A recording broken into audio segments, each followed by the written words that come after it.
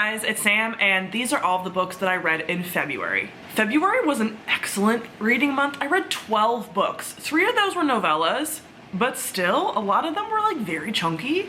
That translated to 3,581 pages. I did DNF 1 book. That's not counted here, so technically I started 13 books. That was The Gilded Ones by Namina Forna. But yeah, continued with some series, started with some series, had a great time. Let's get into it. Also, this month felt like super fast and just also very long because some of these books that are at the beginning of the month, I'm like, that was this month, because it feels like it was like 3 months ago. Very weird. But the first book that I read was The Kingdom of Copper by S.A. Chakraborty. This is the second book in the Daevabad trilogy, which is a epic adult fantasy trilogy. I have a full review and spoilery discussion on this, which I have more detail about this book, so I will link that on the screen. But this was still really, really good. This fleshes out the world even more. This is taking place in the world of the Jinn, where our main character, who's from 18th century Cairo, accidentally summons a Jinn warrior in the first book and basically gets taken to the world of the Jinn and figuring out a lot more about like her background and things.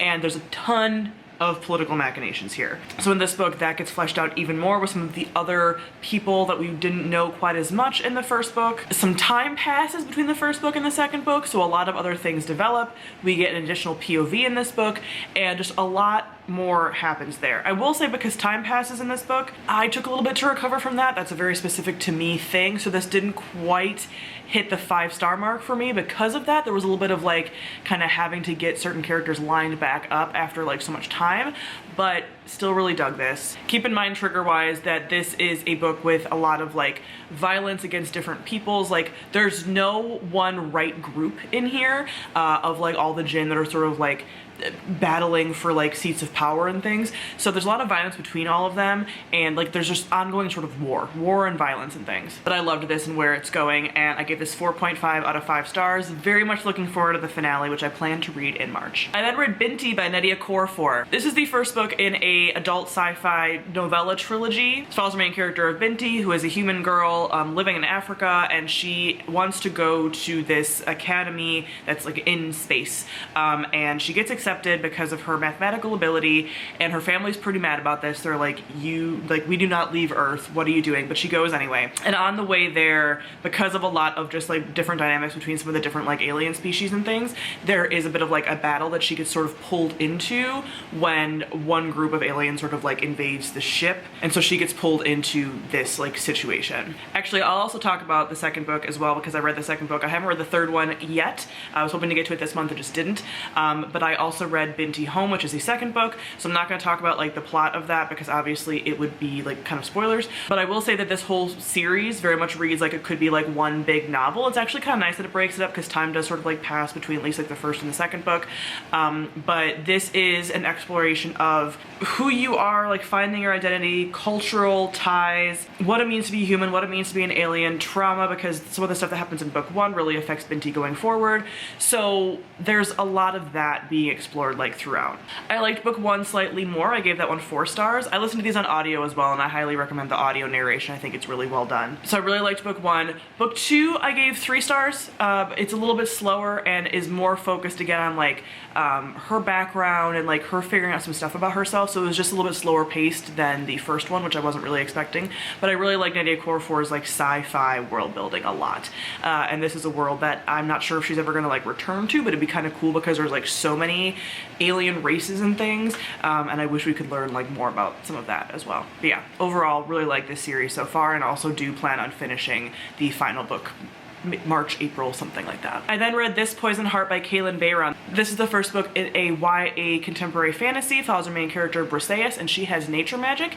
She's adopted, and she doesn't really know like where this comes from and you know why she has this magic, and sometimes it gets out of control. And one day her and her 2 adoptive moms get approached by an attorney who says that her birth family did leave her this like estate, and it's paid for, and like if she wants to take care of it she can. And when they go there, they start to kind of uncover what it is about her family history and what they did and what her magic is, and like there's this like mystery element to all of it. Her aunt left her like clues and things, so there's all of that, and it's basically like a gothic atmospheric nature magic book. I've already done a full review for this, so I'll link that on the screen. I really enjoyed this. I thought the writing was really good, atmospheric. I love nature magic.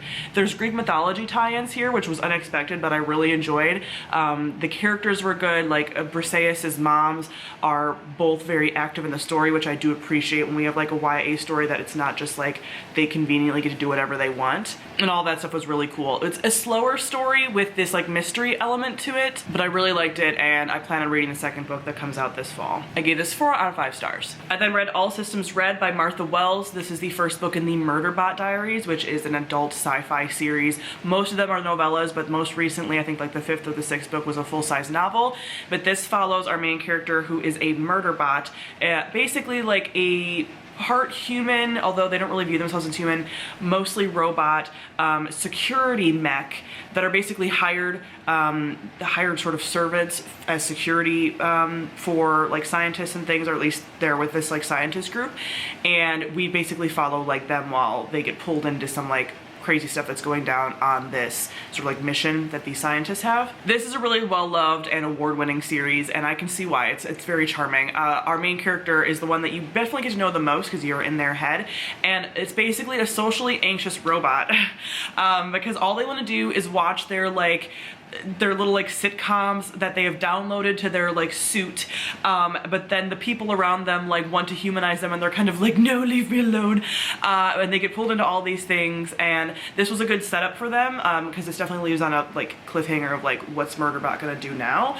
Not a cliffhanger which you have to read the next book right away, but like just it's very wide open for them, so it'll be interesting to kind of see where they go with this, and I definitely liked it. I would say like I was listening to it on audio, and I think the audio was good, but I didn't necessarily connect to like any of the side characters. I don't know if I would really remember a lot of them. I don't know if it'll matter either, like if they're going to be interacting with them in the future or not, but I did enjoy Murderbot as like a character, and like a very fast-paced novella, so this was really good. I gave it 3 out of 5 stars. And then read Son of the Storm by Suyi Davies Okambawa. This is the first book in an adult fantasy. I think it's going to be a trilogy, but not sure. This is a pre-colonization Africa-inspired fantasy. Our author here is Nigerian, and this follows primarily our main character of Danso, although he's one of the main characters, but we do get a lot of different POVs. Some of the POVs we only get like a few one-offs, and some of them we get more throughout, but I would say Danso is our main character, and then we get like 2 other POVs that are also like prevalent, and then a couple others that just like fill in the gaps. And Danso was a scholar in this like main city, and he ends up, before this book even starts, getting a hold of a manuscript he's not really supposed to, and discovering that there's some things about magic that he shouldn't really know, so he's already getting punished for that. But then there's some other people who are getting a hold of this manuscript, including his like betrothed, the person he's engaged to's mom, who is part of sort of like the criminal underbelly a little bit of the city, and that all like blows everything up. And then there's also somebody that's from an outside, not really country, but like sort of, that ends up sort of infiltrating their system as well, and he gets pulled into all of that. I know that sounds like very vague, but this book took me a while to kind of get into. I kept going back and forth on if I was going to DNF it. I was like halfway through and still like, should I DNF this? But there was enough interesting things to keep me going, but this wasn't quite hitting the mark for me in a lot of ways. But I'm glad I finished it. I'm not sure if I'm going to continue. I'm like incredibly conflicted about this book. There are a lot of triggers in this book for violence, colorism. Everybody in here is black, but there are like sort of different skin tones, right? And there's sort of like colorism within that. I have seen some reviews that are a little bit confused and think that there is some Asian characters in here, and that there is some like racism against Asian. There's nobody Asian in here. So if you want to read, actually, the author on Goodreads wrote like a little post kind of explaining some of the like African stuff that you sort of might want to know if you're coming at this from an angle like thinking that there is other races in here. Everyone in here is black. But again, there's some colorism and like slurs against different people. There's death of loved ones. There's mentions of like genocide, and there's brief mentions of miscarriage as well. So a lot going on in here. I would compare it to the Daevabad trilogy in like all the things that it sort of tries to tackle. I personally like the Daevabad trilogy more, but this does do some interesting things once you sort of get into the meat of like the plot and things. Like this has a lot of setup in it. I think also for me, I didn't really love like Danso as a main character. He was like sometimes really insufferable, but he's growing on me, and then the magic is really cool once we get into knowing about the magic, because it takes a long time for us to learn about the magic.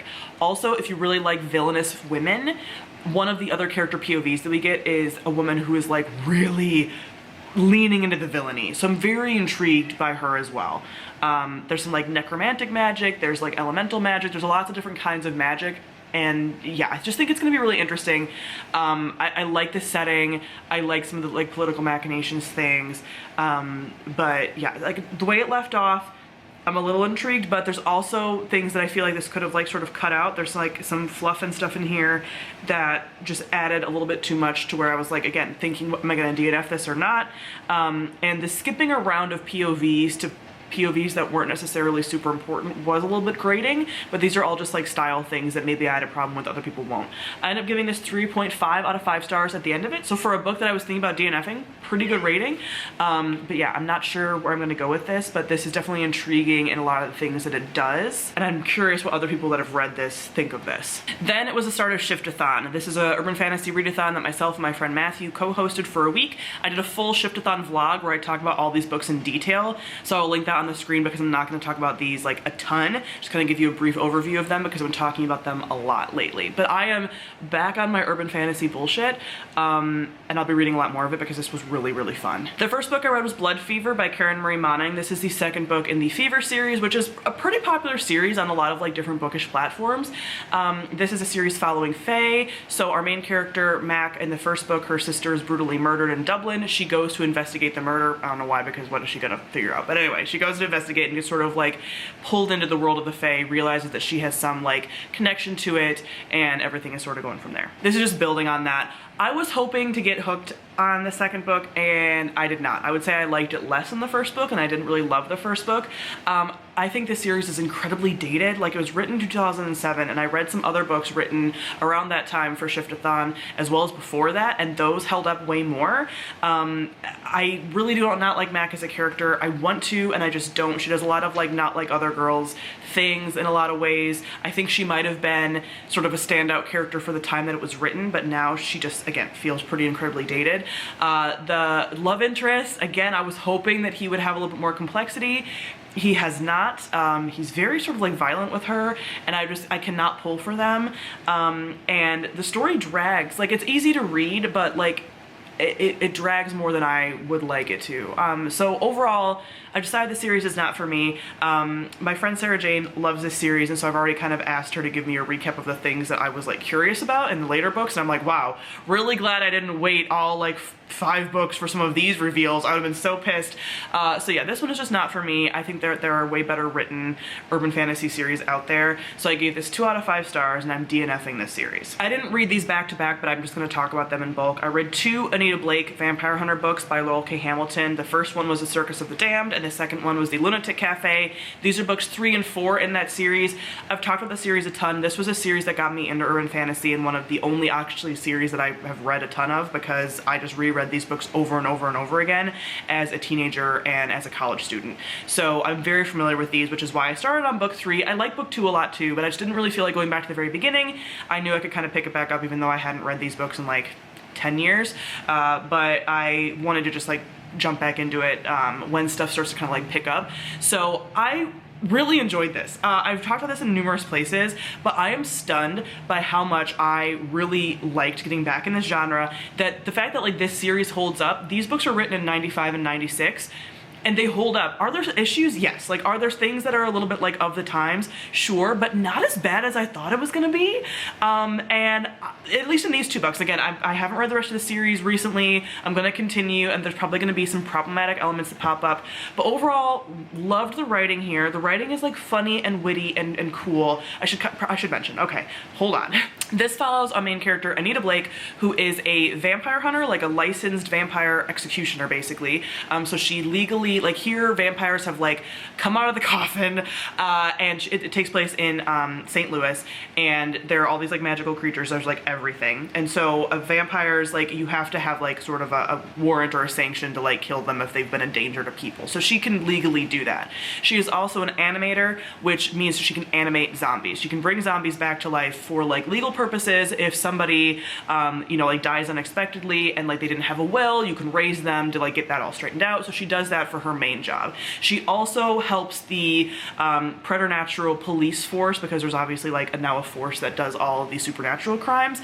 So she is sort of contracted to work with them and gets pulled into the supernatural bits. So lots of cool stuff that she does, right? So she gets pulled into a lot of different like mysteries and stuff. So in Circus of the Damned, there is like a rogue master vampire, which is a vampire that can like control a bunch of other vampires, that is like murdering people. Like they're finding people with like multiple vampire bites. So that's the thing that they're kind of trying to solve. And in the Lunatic Cafe, people are killing shifters. So she's kind of teaming up with like the pack in that to kind of figure out what's going on with like shifters. And there's all different kinds of shifters, rats, werewolves, whatever. I loved these. Not only is it I think the plots are really interesting as far as this like monster of the week, working like a mystery sort of thriller element on all of these. All of the characters are really cool, not just Anita, but a lot of the side characters. These are characters that I fell in love with and that kept me reading the series. This does eventually, I've mentioned it a bunch of times, turn into erotica. I have heard the more recent books, there's like 25 or more in the series, the more recent books have gotten back to this monster of the week thing, but just know that this will get more sexual as things go on. But in these first few books, it's not really. And eventually, like the ones that I'm reading now are like these two are sort of the start of this, a little bit of like a potential love triangle, but like it's done really well. So I like all of the love interests, generally speaking, and honestly it's kind of nice to have like a bunch of love interests. Like it turns into basically reverse harem at one point, and it's like if you don't like one love interest, you might like another, so kind of works out. But there's a ton of characters that like you just grow to love that are in a lot of the books. All these different like shifters, vampires, like werewolves, there's like a naga in one of these, like there's everything. The writing is good. I listened to the audiobooks, and the audiobooks are really fun because they have like cinematic elements to them. So anyway, I'm gushing about them. I really enjoyed these, and I don't think it's just from nostalgia, because I was comparing them to these other books, and like these did hold up in comparison to some of these other books as well. So I gave both of these 4 out of 5 stars. Very glad to be back in the like Anita-verse, and I highly encourage a lot of you that if you like urban fantasy, like I think a lot of people will like this. Urban fantasy is not for everyone, but if it is your genre, I encourage you to pick these up because I think they have a lot to offer. I then started a new series in urban fantasy that a lot of people talk about, and that's the Kate Daniels series by Alana Andrews, this first book being Magic Bites. This reminded me a lot of the Anita Blake books in a lot of ways because there's some similarities here, but this takes place in a magical Atlanta, and tech and magic fluctuate in this world where like right now magic's on the rise, and when magic's higher, technology doesn't work, and when tech's higher, magic doesn't work, which is kind of like a cool concept.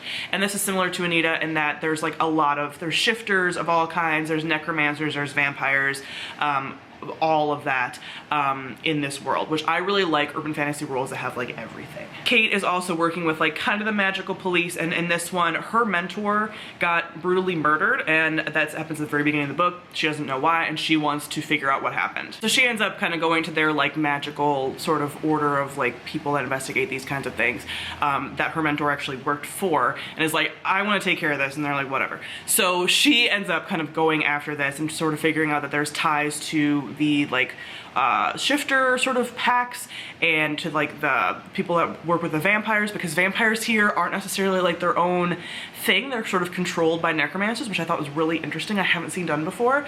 And so like she's kind of figuring out that like people are being murdered in all of these areas, and like how is everything sort of tied together, and everything kind of goes from there. So this is a lot of like setup of this world. I would say this world is fairly complex. Like of all of the urban fantasies I read, I would say this has the most complexity to it, and then shortly under that is Anita, and then the other ones come like farther down.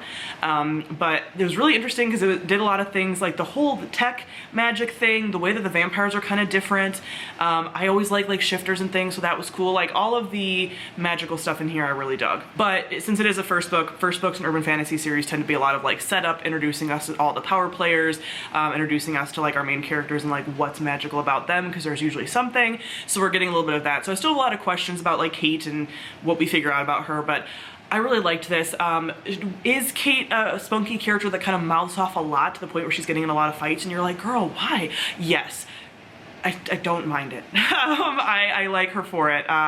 Again, this is very fast paced in the same way the Anita Blake books were, because we have this mystery element combined with all these characters that I think are going to be really interesting and compelling, and all these political machinations in this interesting world. So I really liked this as well. I gave this a 3.5 out of 5 stars. I would say this one leans of all of them, and maybe that might not be true because I'm so used to the Anita books that some of those might not like scare me as much as they used to. This leans the heaviest into like almost horror. I'm a scaredy cat. I was fine with it, but just know that there was some like squeamish scenes here. So in all of these urban fantasy books, Anita and Kate Daniels, there's, well, in all of them that I really read, there's a lot of like gore, violence. As a theme, there's a lot of like threats of like SA or characters that are very like villains that are using SA as like a thing. So if you have SA as a trigger, just be very careful with urban fantasy. And I would say this first book, the villain you find out is very much about that. So just be prepared for that. Like I said, 3.5 stars, and I plan on continuing with this series. The last book I read for Shiftathon was Pride by Rachel Vincent. This is the third book in the Shifter series. This is a series about werecats.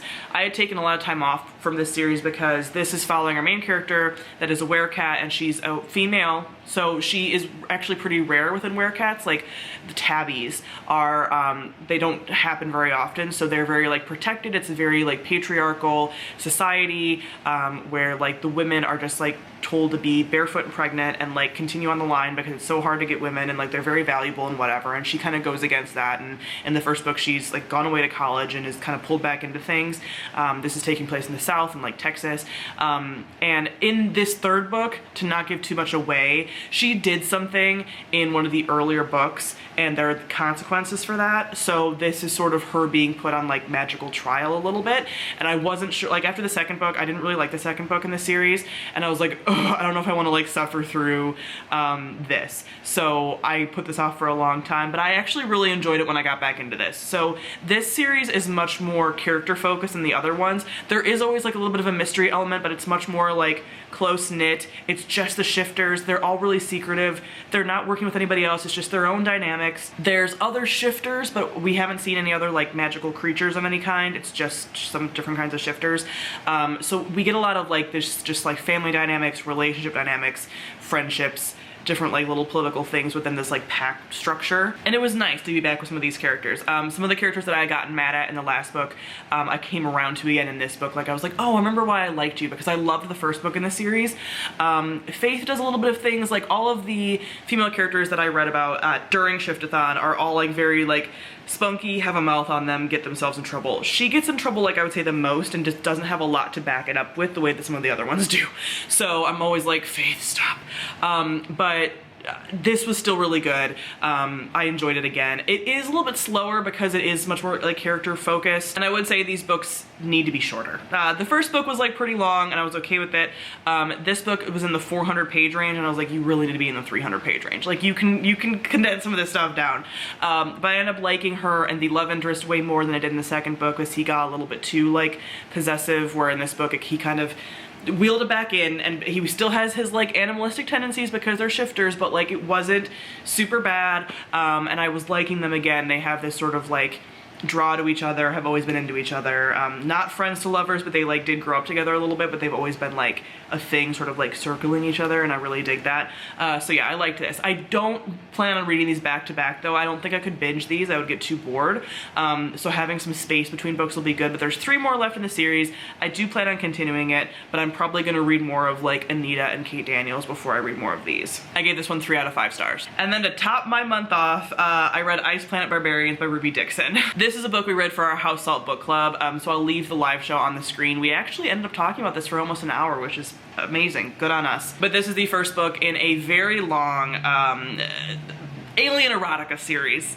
So this is sci-fi romance, but it's erotica. And the premise of this is that some human women get abducted by aliens, not the aliens that they end up with, some other aliens that are like very gross, very rapey, and they end up kind of like crash landing on this other planet, which is this ice planet, and our main character Georgie goes out to kind of like explore, and an blue alien man finds her, and he's like, this is my mate, because he has this thing that sort of like tells him when he's like found his mate, and that's that. And they start very quickly going at it, and she's trying to get him to help like save her friends, and it's just kind of like campy, it's alien erotica. We read this because this is a series that a few of the members of House Salt had read before because they had heard from other people, like had been recommended this back in like 2018. This series came out in like 2016. So they knew about it and we all knew about it for like a really long time. And then Book Talk got a hold of this and made it so popular that it became like a huge bestseller and is now being traditionally published because it got so big, which is wild to me. So we were all kind of reading it to be like, what is the draw here? So again, heavy sex, some essay themes in here and things, but otherwise I was like, I don't get the, I get the appeal and I don't. This is basically big alien himbos who just want to make the women happy. Once they find their mate, they just want to make them happy, they want to have babies, and they just want to take care of them. And I get that there's something appealing about that. Their bodies are also perfectly made for like female pleasure. Like this is erotica. So I get that. They're short. They don't drag on a lot. There's not like a ton of conflict that's like making it be more serious than it needs to be. I do think that this first book, she hadn't quite figured out her tone, because sometimes it's like funny camp and sometimes it's like trying to be serious and has like world building stuff that I'm like, what? So it feels like she didn't quite have it all figured out yet, but again, now there's like 20 something books in the series, so I'm sure she does figure it out. But I don't think I'll be continuing with this series ever. Erotica is just not generally my thing, and I've figured out my genre for binge reading is urban fantasy. So I don't need alien smut, but I get why people liked it, but it's definitely like, I just need a little bit more substance, and there were some things like I couldn't quite turn my brain off enough for some of the things to like suspend my disbelief personally.